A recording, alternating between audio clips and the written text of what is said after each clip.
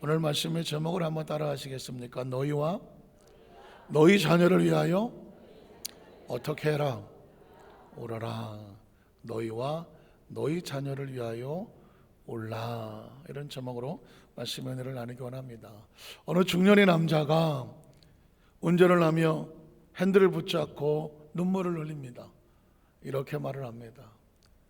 내가 세상에 내 말 들어준 사람이 하나도 없는데, 내 마음대로 되는 게 하나도 없는데, 오직 너밖에 내 마음대로 되는 게 없다. 핸들을 붙잡고 울더라는 것입니다. 그러니까 아무리 말을 해도 이 참 세월이 마침 지나다 보니까 누구도 내 마음대로 되지가 않더라는 거죠. 부인이 마음대로 됩니까? 자식이 마음대로 됩니까? 심지어 그분의 얘기는 요즘에는 퇴근하고 집에 가면 개도 안 쳐다본다는 것입니다. 개도 안 쳐다봐. 그래서 소파에 앉으려고 보면 부인 옆에 개가 먼저 앉아 있다는 거예요. 엉덩이 하나 비비고 들어갈 틈도 없어갖고 그냥 바닥에 앉았다가 에이 모르겠다, 내 말 들어주는 건 누구밖에 없다, 핸들밖에 없다. 그래갖고 차를 타와서 핸들 붙잡고 온다는 것입니다. 내 얘기다. 아까 2부 때 물었더니 손 드신 분이 계셔서 웃을 수가 없어서 마음이 아파서, 솔직히 내 얘기다, 우리 남편 얘기다. 손 드셨어. 인생의 삶을 살아다 보면 사실 그렇죠. 세상 내 마음대로 되는 게 어디 있겠습니까? 그럼에도 불구하고 제일 내 마음대로 안 되는 게 뭘까요? 자식이죠. 자식입니다. 정답은 여기서 나옵니다. 그래서 오죽하면 품 안의 자식이잖아요. 어린 나이에는 그래도 엄마 아빠하고 막 예쁘고 잘 따르는 것 같은데, 이 자식이 벌써 이제 커서 엄마 아빠 품을 떠나고 나면 부모 이야기가 잘 안 들어옵니다. 물론 자기도 자식 키우고 결혼해서 먹고 살기 힘들어서 그럴 수 있겠지만, 부모가 먼저 자식과 얘기하기가 낯설어지지 않습니까? 저도 이제 우리 아이가 이제 한 32살 됐는데, 이놈하고 얘기하려면 눈치가 보이기 시작을 합니다. 눈치가 보이죠. 함부로 말하기가 어렵습니다. 이래라 저래라 하기도 힘이 듭니다. 점점 이젠 전화가 오면 묻지 않습니다. 일방적으로 듣습니다. 그리고 꾹 참습니다. 이래라 저래라 하고 싶은데 그 소리를 내 자식이 좋아할까요? 싫어할까요? 별로 좋아하지 않습니다. 그래서 꾹 참고 듣습니다. 그리고 이제 정 못 참겠거든 한마디 이러면 좋지 않을까 하고 눈치 보며 얘기합니다. 이제는 저도 자식이 함부로 쉽지가 않은 시대가 되고 말았죠. 여러분, 우리가 이 가정의 달을 맞고 부모는 어떻게 해야 되고 우리의 자녀는 어떻게 해야 될까? 놀랍게도 성경을 읽다가 제가 깜짝 놀라는 구절을 한번 발견하게 됩니다. 누가복음 23장 28절을 본문에 보면 예수께서 돌이켜 그들을 향하여 이르시되, 예루살렘의 딸들아, 나를 위해서 울지 말고 예수 그리스도를 위하여 울지 말고, 정작 울음의 대상, 울어야 될 제목, 기도의 제목은 뭐냐? 너희와 너희의 자녀를 위해서 올라가는 것입니다. 지난 한 달, 그리고 5월달 지난 어린이 날도 있었고, 오늘 내일은 또 어버이주일이기도 한데, 날이기도 한데, 하나님의 마음속에 주시는 것은 뭐냐면, 이 시대 속에 부모들을 향하여 너희를 위해서 울고, 그리고 정작 우리가 눈물로 기도해야 될 그 대상은 뭐냐? 우리의 자녀들을 위해서 울어라는 것입니다. 이건 울면 좋겠는데 권유도 아니고, 울어볼래? 라고 하는 제안도 아닙니다. 울어라. 한번 따라 하실까요? 울어라. 울어라. 울어라. 이 시대 속에서 그리스도인들은 누구를 위하여? 부모에 대한 자신의 사명을 위하여, 자녀들을 위해서 이 눈물의 기도를 멈추지 마라 라고 하는 말씀입니다. 우린 첫 번째로 하나님의 아들로서 메시아 사역을 담당하시는 예수 그리스도의 모습입니다. 예수 그리스도는 존재적으로 홀로 존재하지 않습니다. 기독교의 신비 중에 하나가 뭐냐면 성부와 성자와 성령 하나님인데, 신기하게도 성부, 아버지란 이름을 씁니다. 그리고 성자, 아들의 이름을 씁니다. 그리고 성령, 영의 이름을 갖다 쓰죠. 이건 왜 그렇게 되는지 우리는 모릅니다. 나중에 천국을 가면 성부 하나님, 성자 예수님, 또 성령 하나님, 이 의미를 자세히 알겠지만 성경은 하나님과 우리 사이에 하나님의 마음을 좀 더 이해하기 쉽게 하려고 했을까요? 요한복음 3장 16절에 보면 하나님이 이렇게 말하고 있습니다. 그 하나님이 이 세상을, 우리 모두의 생명을 사랑하시는데 어떻게 사랑하셨느냐? 이처럼 사랑하사 무엇을 주십니까? 독생자라는 표현을 씁니다. Only one, 오직 하나, one son, 그러니까 외아들, 독생자, 이런 의미를 갖는 하나밖에 없는 하나님의 아들 성자 예수를 우리에게 부어주셨다. 세상에 가장 소중한 것은 어쩔 수 없이 자식일 수밖에 없지 않습니까? 그 자식, 하나님이 우리를 사랑하셔서 내어줄 수 있는 최고의 표현이 뭘까요? 아들이라는 표현을 쓰는 겁니다. 독생자 예수 그리스도를 우리에게 주셨다. 그러니까 하나님께서는 우리를 위해서 아끼실 게 없는 거예요. 왜냐하면 저와 여러분도 어디서 나왔을까요? 하나님으로부터 나온 하나님의 자녀들이기 때문입니다. 믿으십니까? 인생의 아주 중요한 단어는 어디서 와서 무엇 때문에 살며 어디로 가느냐. 한번 따라 하실게요. 하나님으로부터 와서 하나님 안에 살며 어디로 간다? 하나님의 품으로 간다. 이게 정확한 사람은, 자기의 정체성이 정확한 사람은요, 세상의 삶을 살아가면서 주빛거릴 것도 없고요, 세상에 두려워할 것도 없으며 죽음이라든가 앞날 미래에 대해서 전혀 흔들릴 이유가 없습니다. 하나님으로부터 와서 하나님 안에서 살며 어디로 간다? 하나님께로 간다. 이게 하나님의 세상을 이처럼 사랑하셔서 독생자 예수를 주심으로 말미암아 우리 정체성을 알게 되면 그 다음 구절은 여러분 잘 아시지 않습니까? 어떻게? 그를 믿는 자마다, 예수를 믿음으로 말미암아 자기 정체성을 정확히 아는 자마다 이제 멸망할 이유가 없는 거죠. 멸망하지 아니하고 무엇을 얻게 합니까? 영원한 생명. 제가 늘 말씀하지만 영생이란 뭐니까 endless life, 끝이 없는 겁니다. Eternal life, 계속 지속되는 것입니다. 인간은 죽음을 두려워하는 이유가 뭘까요? 생명이 지속이 안 돼서 그래요. 생명의 육체 생명은 끝이 있어서 그런 거거든요.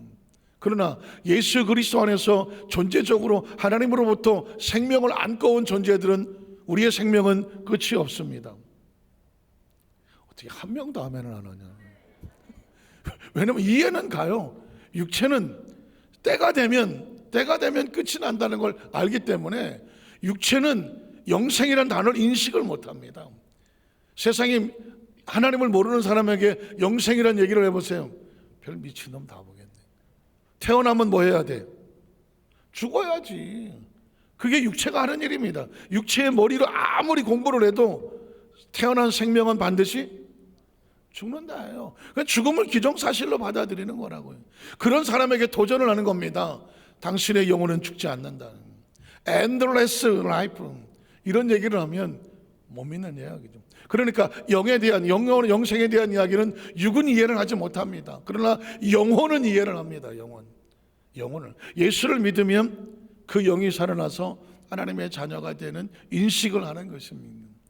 믿으십니까? 하나님의 자녀들은 영혼이 삽니다. 이제 한 10명 아멘 하시기 시작하지 않습니까? 인식을 바꾼다는 건 중요한 겁니다. 하나님을, 요한복음 3장 16절이 우리에게 도전을 하는 이야기가 뭔지 아십니까? 죽음에 갇혀진 존재들에게 예수를 믿는 자마다 멸망하지 아니하고 영생을 얻게 하려 하심이라. 이게 믿어지는 사람은 영이 깨어난 사람이고요, 지금도 이 얘기에 반응을 할 수가 없다고 하면 사실은 영적으로 영생을 아직 확신하지를 못하는 것입니다. 예수를 믿는데, 아예 그냥 이것만 한번 해볼까요? 예수를 믿었는데 영생에 대한 개념이 이해가 되지 않는다? 그러면 예수를 믿는 것과 다른 종교를 믿는 것과 전혀 차이가 없는 거예요. 예수를 믿으면 가장 근본적으로 이 죽음에서, 이 죽음의 틀에서 빠져나와서 영원한 생명에 대한 개념이 생겨야 되고요, 확신이 생겨야 되고요, 믿음이 생겨나는 겁니다. 예수를 믿었는데 영생의 개념이 없다? 그럼 죄송하지만 다른 종교하고 별 차이 없습니다. 다른 종교를 가든 전혀 상관하지 않겠습니다. 예수를 믿었는데도 영생의 개념이 안 생긴다고 하면 굳이 기독교를 믿을 이유는 없습니다. 기독교는 철저하게 영생의 개념입니다. 영생의 개념입니다. 영원히 산다라는 개념이, 왜? 하나님의 세상을 이처럼 사랑하사 독생자 예수를 보내셨는데 그를 믿는 자마다 뭐 하지 마라, 사망에 갇히지 말고, 영생을 잃어버린 자에 갇히지 말고 다시 회복해서 무엇을 얻어라? 영생을 얻게 하려 하심이라는 것입니다. 믿으십니까? 믿으십니까? 이게 존재적으로 영생의 개념이 있는 사람은 사망을 두려워하지 아니하며 이 세상에 연연하지 아니하며 하나님의 나라 속에서 다시 만날 소망을 얻게 하심을 믿습니다. 세상이 불러서 이 세상에 태어났고 하나님이 부르면 다시 하나님의 나라로 가는 겁니다. 이해가 가십니까? 이 개념이 우리가 이 땅에 어떻게 태어났습니까? 누군가 불러서 이 세상에 태어나지 않았습니까? 그리고 이 땅을 떠난다니까 하나님이 다시 부르면 어디서 만납니까? 천국에서 만나는 겁니다. 이게 오늘 어떤 이 땅의 어떤 설교보다도 어느 유명한 설교자, 어느 설교집, 어느 어떤 이야기보다 이게 가장 중요합니다.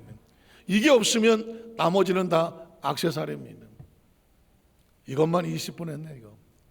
이것만 기억하십시오. 이게 하나님이 우리에게 최상의 축복을 주시기 위해서 아들이라는 표현을, 독생자라는 표현을 쓰는 겁니다. 그러면 그 아들은 십자가를 향하여 올라가는데 비참하고 초라한 꼴로 넘어가는데 이유가 뭘까요? 이유가 뭘까요?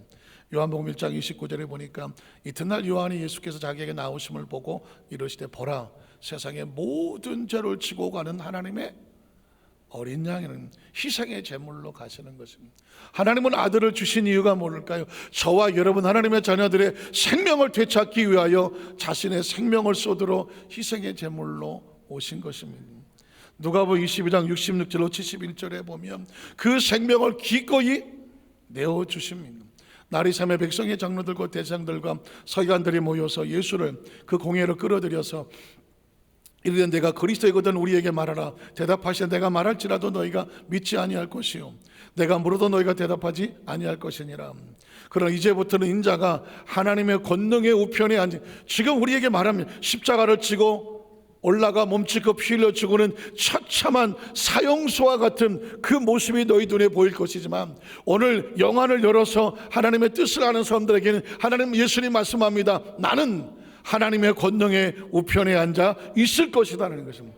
십자가의 처참한 모습을 바라보지 말고 십자가로 사망을 이기고 권능에 앉아있는 모습을 바라보라는 겁니다. 이게 크리스찬과 넌 크리스찬의 차이입니다. 오늘 하나님께서 우리에게 예수를 통하여 이것을 바라보게 하시는 것이죠. 그 다음 절에 보면 그래서 다 이르되 그러면 내가 하나님의 아들이냐? 대답하시되 너희들이 내가 그라고 말하고 있지 않느냐? 자, 그들이 이르되 어찌 더 증거를 요구하리요? 우리가 친히 그 입에서 들었노라 하더라. 그래서 어떡하라고? 잡아가자, 십자가를 지게 하자. 결국 예수님은 십자가에 올라갑니다. 누가 23장 26절에 보니까 그들이 예수를 끌고 갈 때에 시몬이라는 구레네 사람이 시골에서 오는 것을 붙들어서 그에게 십자가를 지어 예수를 따르게 하더라. 30대 초반에 그 목수의 아들로 정말 초라한 몰가를 가지고 있는 40이 안 한 매를 맞고 채찍에 피투성이가 되고 먹지 못하고 마시지 못하고 그 피투성이가 된 예수가 그 거대한 십자가를 지고 골고다 언덕길을 올라갑니다. 가다가 넘어지고 가다가 넘어지고 가다가 넘어지기를 7번을 넘어갑니다. 여러분 혹시 성지순례를 이스라엘에 가보신 분은 혹시 보신 분이 계셨지만 그 골고다 언덕길을 7번을 넘어가는 그 골목을 뭐라고 말합니까? 비아돌로로사라고 말하는 겁니다. 예수님은 그 갈보리 언덕을 올라가며 피투성이로 고꾸라집니다. 차마 그 십자가를 그 무거운 짐을 지지 못할 때 구레네 시몬이라는 사람에게 그걸 지게 하면서 올라갑니다. 만약에 저와 여러분이 그 자리에 있었다면 하나님의 아들 예수 그리스도라는 사람이 십자가를 지고 고꾸라지고 나동고라지고 피투성이로 여기까지고 저기까지고 비참한 모습을 보았다면 우린 뭐라고 말했을까요? 어떻게? 아이고 불쌍해서, 아유 결국은 저렇게 되네.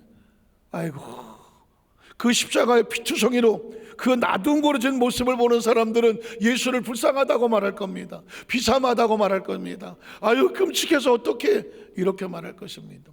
사랑하는 성도 여러분, 어떻습니까? 그렇게 바라보는 사람은 하나님의 대속을 모르는 것입니다. 그러나 하나님의 대속과 하나님의 의미를 아는 사람은 어떻게 말합니까? 그 십자가에 달리실 예수의 자리에 누가 올라가야 되는 겁니까? 예수가 죄가 없으신 자라서 우리를 대신하여 십자가에 달리시고 고난당하는 것처럼 저 자리가 누구 자리예요? 저게 내 자리잖아. 내가 피투성이가 돼야 되고, 내가 십자가를 지어야 되고, 내가 나동거려 져야 되고, 내가 채찍에 맞아야 되고, 내가 침뱉음을 당해야 되고, 내가 가시로 진돌림을 당하고 옆구리에 창을 맞아야 되는데, 누가? 예수 그리스도께서 우리를 대신하여 그 자리에 올라가시는 모습을 보면서 사실은 그 은혜와 감격 속에서 예수를 바라보는 사람은 감사의 눈물을 흘고 은혜의 눈물을 흘릴 것이고, 예수를 바라보지 못한 사람은 아유 참 결국은 저 꼴이 됐네, 비참하게 말은. 마치 어느 스님이 성경을 읽다가 예수님께서 십자가에서 엘리 엘리 라마 사박다니 하면서 나의 하나님 나의 어찌 나를 버리시나이까, 그 모습을 보면서 아이고 예수는 실패자야, 버림받았어, 예수 믿을 필요 없어 하고 덮고 다시 절로 돌아갔다는 것처럼, 예수의 십자가를 오해하면 예수를 잃어버리는 것입니다. 예수님을 구주로 믿으시면 아멘 하시기 바랍니다. 왜 예수님께서 오늘 이 말씀을 우리에게 부어주시는가? 성찬이 그렇습니다. 성찬의 의미를 떼려고 하면 어떤 의미를 있어야 되느냐? 예수의 살과 피가 우리에게 부어주시는 사랑과 은혜와 생명이라는 사실을 알아야 성찬에 감격을 하고 감동하며 이 성찬을 대하는 마음이 달라지는 것이죠. 성찬의 의미는 고린도서 11장 23절로 26절에 보면 그 피투성이 십자가를 지기 전에 예수님이 이렇게 말씀하셨습니다. 내가 내게 전한 것은 주께 받은 것이니 곧 주 예수께서 잡히시던 밤에 떡을 가지셔서 축사하시고 떼어 이르시되 이것은 너희를 위하는 내 몸이라고 말했습니다. 성찬에 떡을 뗄 때에 예수님이 십자가의 살과 피를 쏟으실 때에 생명이라는 의미를 가지고 이것을 행하여 떡을 먹을 때마다 나를 잊지 말고 기억하고 기념하라는, 잊지 말라는 것입니다. 그 다음 절에 보면 식후에 또한 이와 같이 포도주 잔을 가지시고 이르시되 뭐라고 말합니까? 이 잔은 내 피로 세운 너와 나의 새로운 무엇이다? 언약이다. 이제까지는 십계명을 지키고 율법을 지켜야 구원을 얻지만 율법으로 구원 얻을 사람이 누가 있느냐? 저와 여러분 지금까지 살아왔지만 얼마나 착하게 살려고 몸부리고 살아왔습니다. 그럼에도 불구하고 죄를 피할 수 있던가요?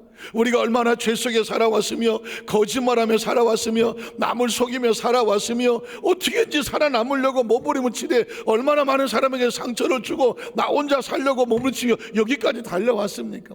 여러분 이것에 벗어날 힘이 있습니까? 난 이때까지 죄를 한 번도 짓지 않았다, 나는 깨끗하고 떳떳할 할 사람이 누가 있겠습니까?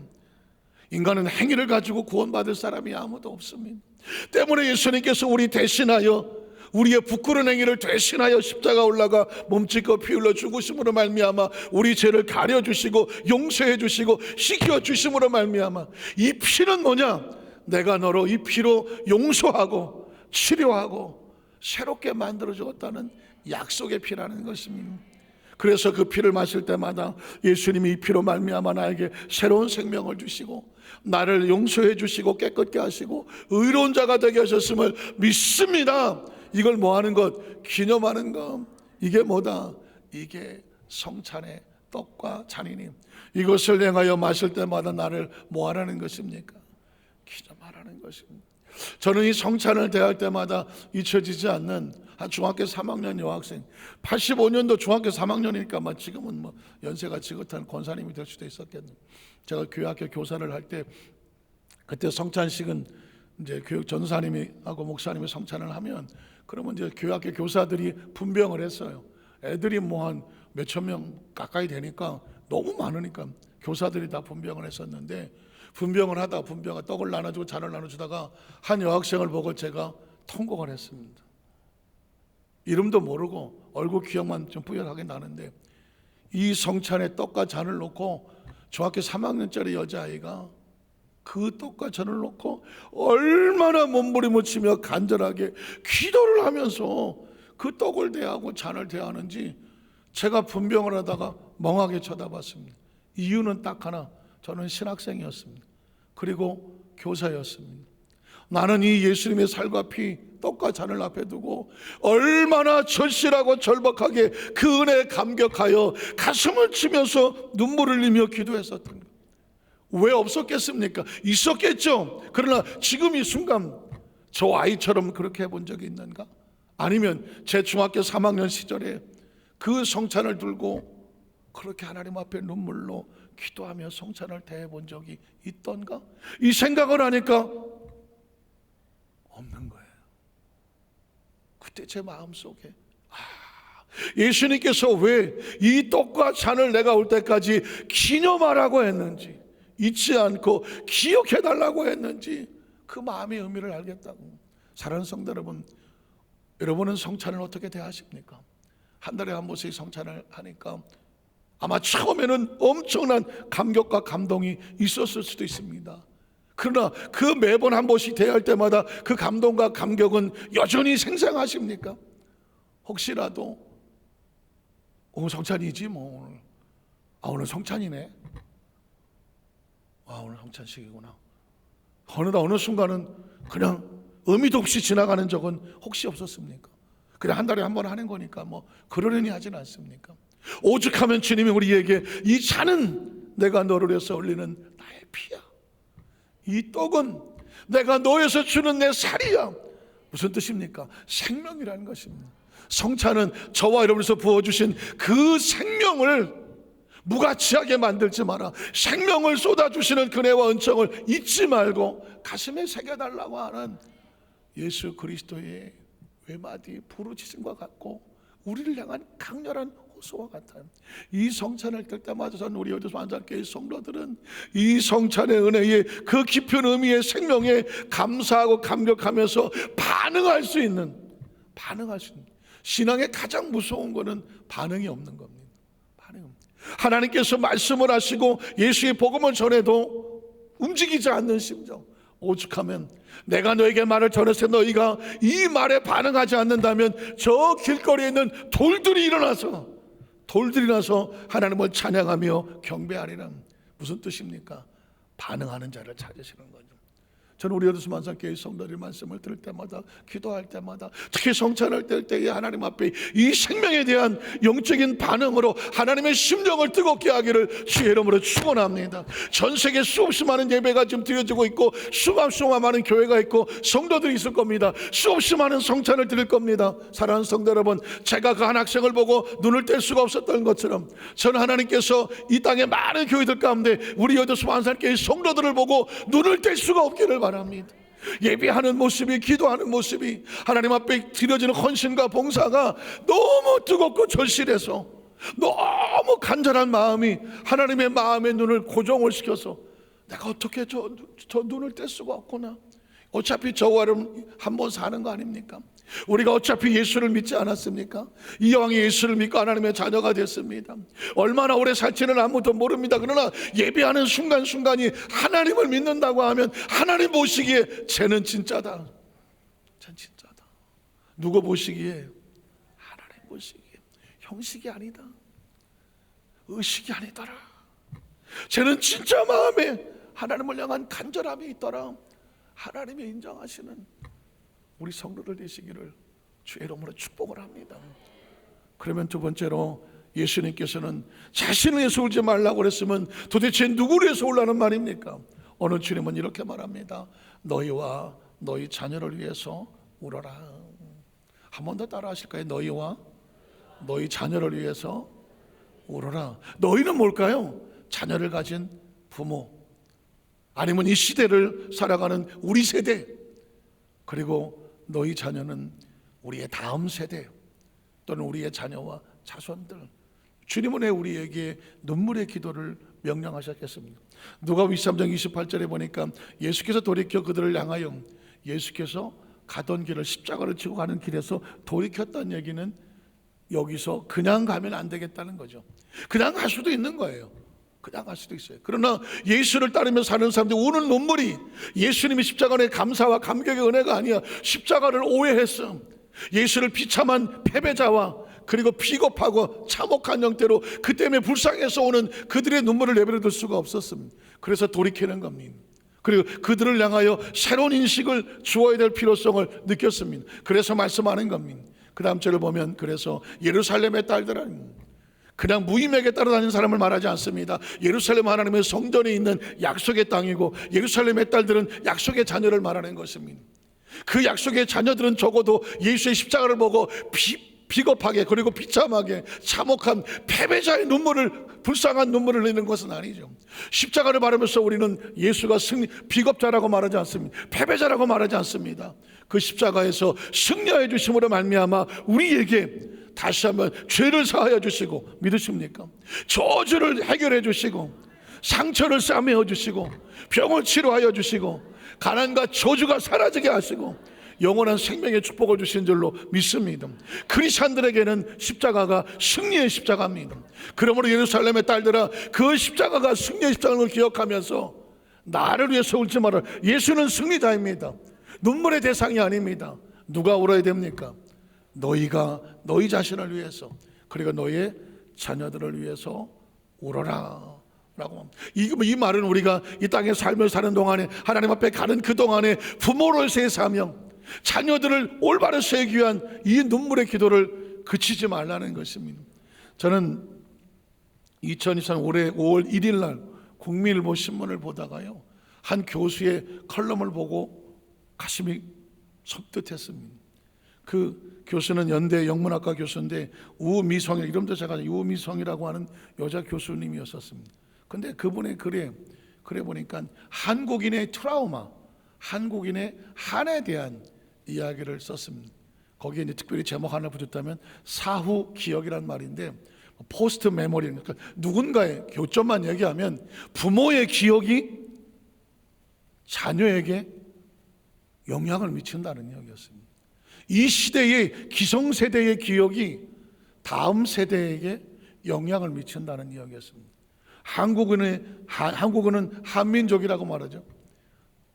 대한민국의 한자인가 한마는 한자인가 하여튼 간에 한민족이, 대한민국의 한은, 우리 민족의 한은 워낙 세계적으로 유명해서 영어 사전에도 한이라고 따로 나올 정도라고 합니다. 우리 민족은 아주 한 맺힌 민족인데 이 한이 어디서 왔느냐, 이 교수는 이렇게 분석을 하더라고요.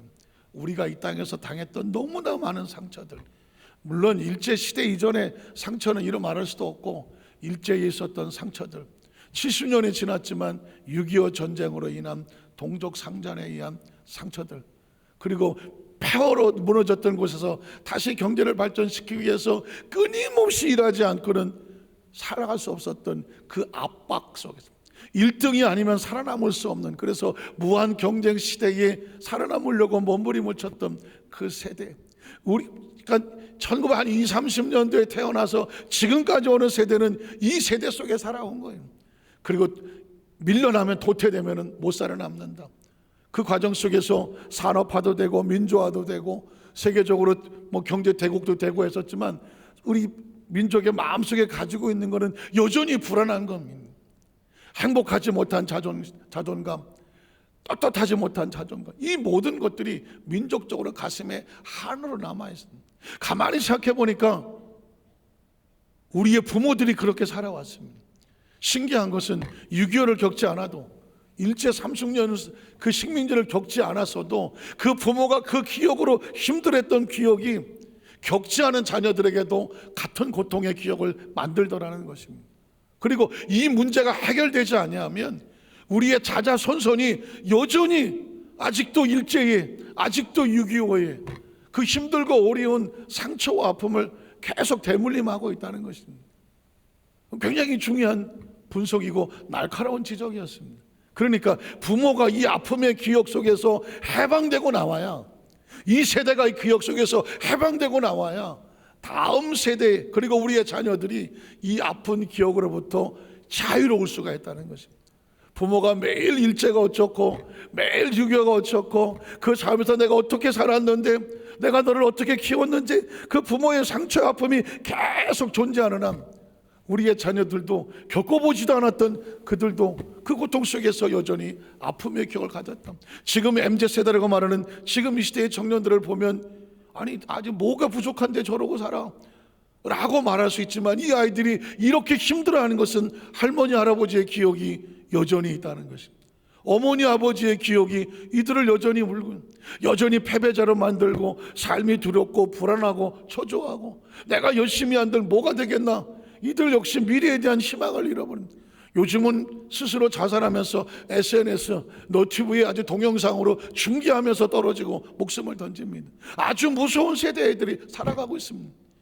애들이 나약해서 그래 이게 아니라 할머니 할아버지서로부터 부모서부터 이 아픈 기억들이 우리 아이들을 우리 다음 세대를 이렇게 만들었다는 것입니다. 이걸 어떻게 해결합니까? 정치가 해결합니까? 국회가 해결을 합니까? 누가 해결을 합니까? 학문이 해결을 합니까? 그걸 해결할 수 있는 리더자가 있습니까? 가만히 보니까 이 아픈 상처를 해결할 수 있는 것은 십자가밖에 없는 겁니다. 십자가밖에. 지금이라도 이 세대가 우리가 우리 마음속에 있는 죄책감을 용서받을 수 있는 건 십자가밖에 없는 거예요. 예수님이 내가 다 이루었다고 말씀하면서 예수의 십자가 안에서 나의 지나간 과거와 현재 미래를 용서받은 부모가 용서받은 의식이 있어야 내 자녀들이 죄로부터 자유한 거예요. 이 부모가 이 가난과 저주에 우리도 다 그런 전후에 그런 아픔을 살아왔지만 가난과 저주 의식을 예수님 십자가에서 다 털어버렸다. 그가 부유한 자지만 너희로 해서 가난하게 됐으면 너희로 부유케 합니다. 부유의식이 부모 속에 들어와야 가난과 저주로부터 자유의식이 들어와야 자녀들이 아픈 기억이 사라지는 거죠. 아픈 상처와 마음의 아픔과 눈물 맨날 부모가 마음이 아프고 난 이것 때문에 아프고 저것 때문에 하고 누구한테 상처받았어 미움과 원한과 눈물이 여기서 사라지지 않는 한 우리의 자녀들도 쟤네들은 상관도 없지만 똑같이 아픔과 상처를 겪고 있다는 것이죠. 그러니까 예수님께서 왜 세상의 모든 죄를 짊어지고 가셔야 되는 이유는 뭐냐? 온 인류의 아픈 상처를 지워주시려고 하는 거예요. 죄의 상처를 지워주시고 가난의 상처를 지워주시고 마음의 상한 이 가슴의 아픔의 상처를 지워주시고 삶의 상처를 지워주시고 실패와 열등감과 사람 사이 입었던 모든 관계적인 상처들을 지워주시고 심지어 죽음에 대한 트라우마 사망의 권세에 대한 이 아픔의 상처의 기억을 지워주셔서 비로소 부모가 죄로부터 자유하고 예수님 안에서 평안을 얻고 천국의 소망을 가지며 이해하고 용서하고 사랑하는 이 천국인의 심령을 가질 때 놀랍게도 우리의 자녀들도 비로소 숨을 쉬면서 그들의 마음속에도 평안이 찾아오는 겁니다. 이 세대가 해야 할 일은 바로 너희와 너희 자녀를 울라고 한 이유를 알겠더라고. 우리가 예수님 안에서 온전한 신앙의 회복이 있어야 돼. 자유가 있어야 돼요. 이걸 다시 찾아야 돼요. 그래서 우리가 아파하지 않아야 우리의 자녀들이 아파하지 않아요. 그 다음 세대들이 아파하지 않아요. 너희 자녀를 위해서 울라고 한 이유는 그거를 찾아서 주어줘야 된다는 것입니다. 믿으시면 아멘 하시기 바랍니다. 오늘 말씀을 정리하기를 원하며 어버이 주일이기도 하고 또 어린이 주일이기도 하는 가운데 하나님께서 우리에게 원하시는 자녀와 자녀를 위한 기도, 오늘 여기 이미 자녀가 있으신 분도 계시고 앞으로 자녀가 있어야 될 자녀들도 있고 우리 중고등부 학생들은 먼 이야기처럼 보일지 모르겠지만 사실 너희와 너희 자녀를 위해서 울라는 얘기는 자녀들은 누구를 위해서 울어야 될까요? 부모를 위해서 울어야 됩니다. 부모의 울을 위해서. 제가 서두에 저희 아버님 얘기를 잠깐 했습니다만은 사실 저는 제가 장남으로서 저희 아버지하고 한 번은 속을 터놓고 얘기하고 싶었습니다.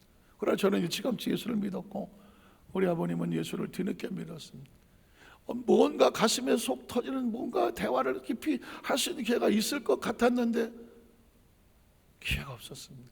지금 돌이켜 생각하니까 너희와 너희 자녀를 위해서 울라는 얘기는 뒤집어서 말하면 너희와 자녀들은 너희 부모를 위해서 울어라. 부모를 위해서. 지금 생각하니까 그 아버지가 나에게 말을 걸어오고 속을 걸어주기 전에 내가 먼저 우리 아버님을 위해서 눈물로 기도하면서 아버지에게 먼저 내가 다가섰다면 어떻게 됐을까 하는 얘기를 이제 돌아가시고 난 다음에 이제 생각을 하게 되는 거죠.